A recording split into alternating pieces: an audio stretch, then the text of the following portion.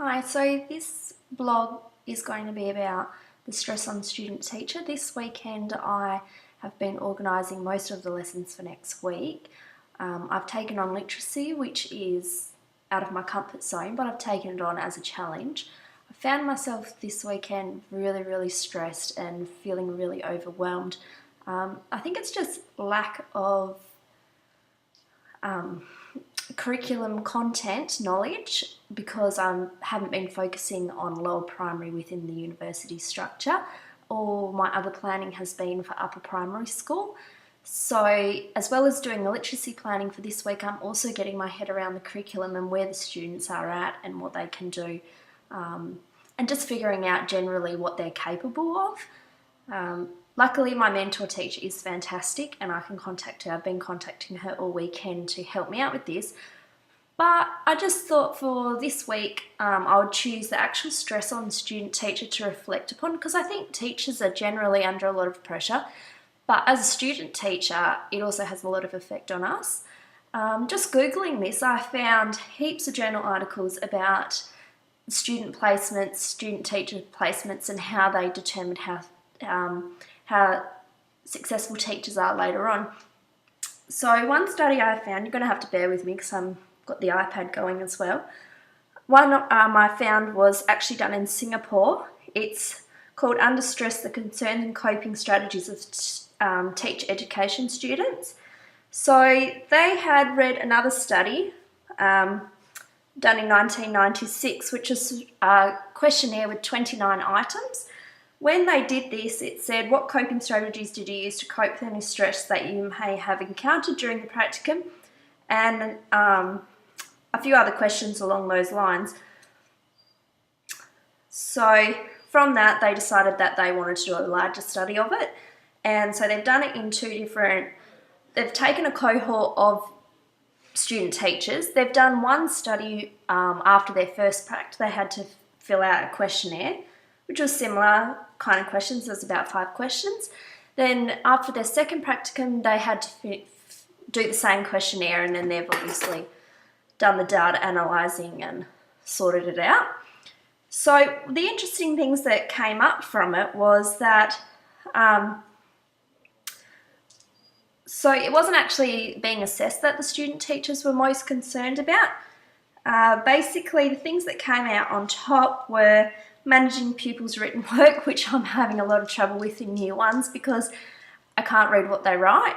My teacher is an early-based mentor teacher, or early childhood-based mentor teacher, so she does fantastic at reading all the kids' work, but I just struggle so much. I can't take the work home to read because I can't figure it out, and I have to mark it after school with her around, so if I get stuck on the words where the kids have sounded out the letters or just made up a word, she can usually figure out what it is, and I can't because I don't know them that well yet. But so that was one of them. Teaching mixed ability classes. Now, year 1, the ability differences aren't as huge as what I've experienced when I've done the upper primary prac, simply because all the kids are basically brand new to school. I mean, there is definitely differences and there is things that we need to send kids off for, but this is somewhere where I'm not having as much trouble stress-wise and organising-wise, luckily. The next one that was on here was pupils' emotions and behaviour problems. Now again, I'm really lucky. I have a great class, so this isn't really stressing me. By the way, these are all under the teaching subscales, what they've put it under for this report.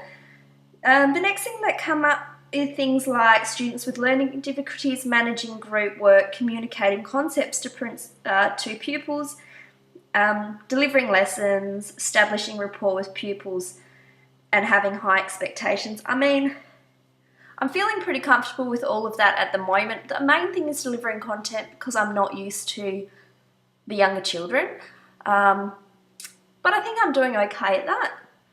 The next thing were the preparation subscale, which, as I said, this weekend I'm really struggling with.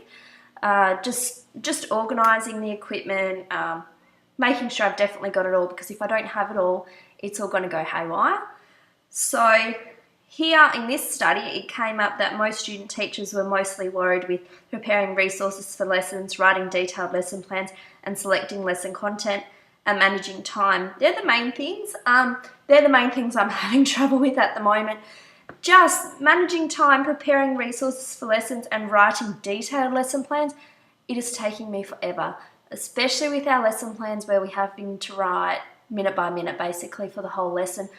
When you're teaching, I don't know, say 2 or 3 lessons a day, it does take a lot of time, especially when after school you're reflecting on those and then you're also writing your lessons. So that's probably where I'm struggling, as well as selecting lesson content, as I said, because I'm not familiar with where the kids are at or the lower primary content. The next interesting things were that it came up that people weren't really worried about being observed, and I must say I'm not really too stressed about being observed. All the feedback I'm getting is what I would expect, and things that I've picked up on throughout the lesson as well, and hopefully I fixed them during the lesson. If not, I fixed it after or for the next lesson. So that was that one. That was by Rosalind Murray Harvey, Philip T. Slee, Michael J. Lawson, Halia Sillins, Grant Banfield, and Alan Russell, taken in Singapore. The next really interesting one I found on here was from the Australian Journal of Teacher Education. This one was from 1996 by Rosemary Dobbins. It says student-teacher self-esteem in the practicum. So basically she was trying to identify how student teachers' self-esteem affects their prac and how their self-esteem is before, during and after the prac, because obviously student teachers are in a very vulnerable position where we're learning on the spot, which is the whole idea.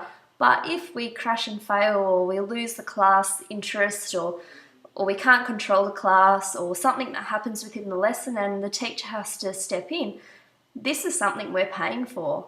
This is our course, this is what we're hoping to do in the future, and if we can't do it, obviously it is going to take a toll on our self-esteem. So it was really interesting, this one as well. It went on for 4 years, and it was confirmed by other studies, by other researchers around the world as well. She lists those within here, but you're just going to have to bear with me because I'm finding the things I wanted to show you. So basically, the main thing it found that obviously student-teacher self-esteem does fluctuate throughout the prac.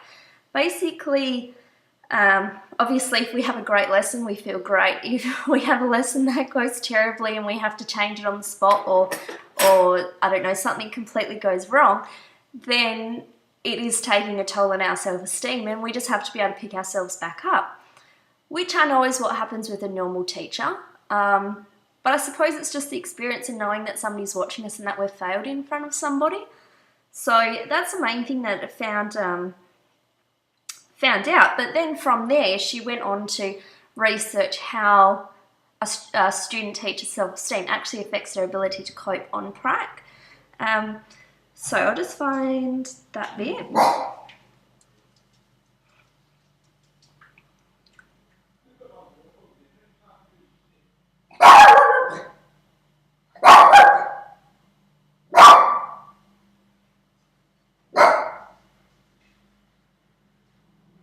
So how she did the study was there was some questions, she had interviews, but the student teachers also did journals. Now this was actually on their final prac before they became a teacher, whereas mine's only my second prac. But things that did come out from it was that prac is really emotional. People were writing in their diaries that they felt relieved, confused, disappointed, encouraged, reassured, pressured, inadequate, inspired, tense, all sorts of words. Some people compared it to being on a roller coaster. So obviously it is really hard. The other interesting thing that came out of it was that being a student teacher is really difficult. We're put in a position where basically we are learning on the spot, and we have to make those connections both with our students, the school, the teachers, the parents, all within, I don't know, the first week, and we're only going to be there for a very short time. So a lot of student teachers in this study said that they didn't feel like they were in control of their prac. So one quote in here was, "Power is the ability to act, it is the ability, right, and capacity to exercise control. An educational conundrum exists that empowerment of students is the key to good education. Yet my student-teacher experience contradicted this. Instead, my personal sense of power was undermined. Conflict between empowerment and power in theory and practice characterized my journey as a student-teacher."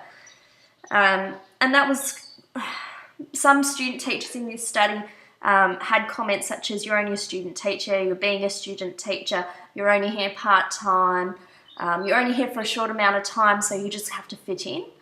Basically, you're still learning, so I don't know, some people in here said things like their opinion doesn't count and things like this, which I haven't experienced any of that on my prac. They've been fantastic and so welcoming.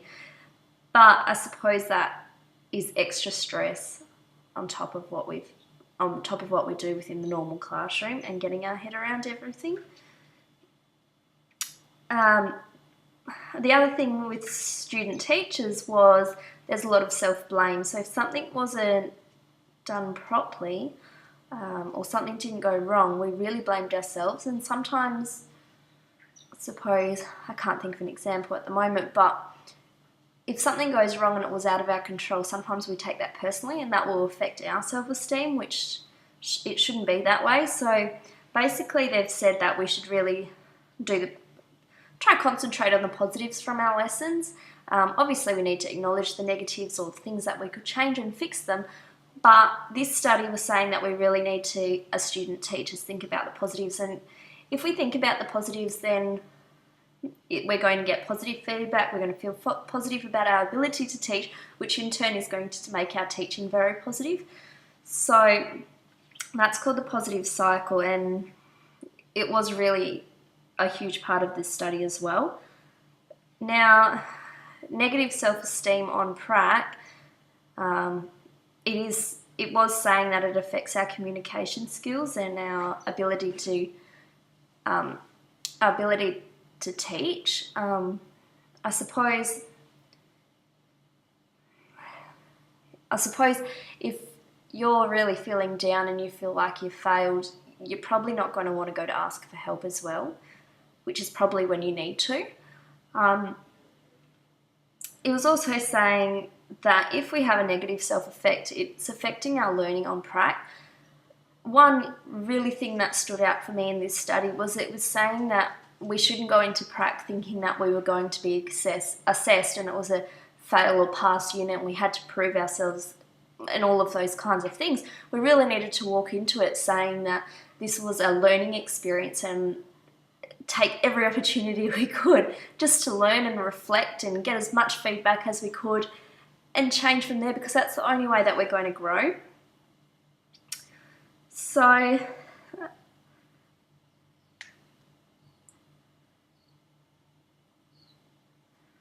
basically the last sentence of this journal article probably sums up what I suppose it's what I needed to get myself not through this weekend, but just feel like I'm back on top and I can do this for the next 3 weeks.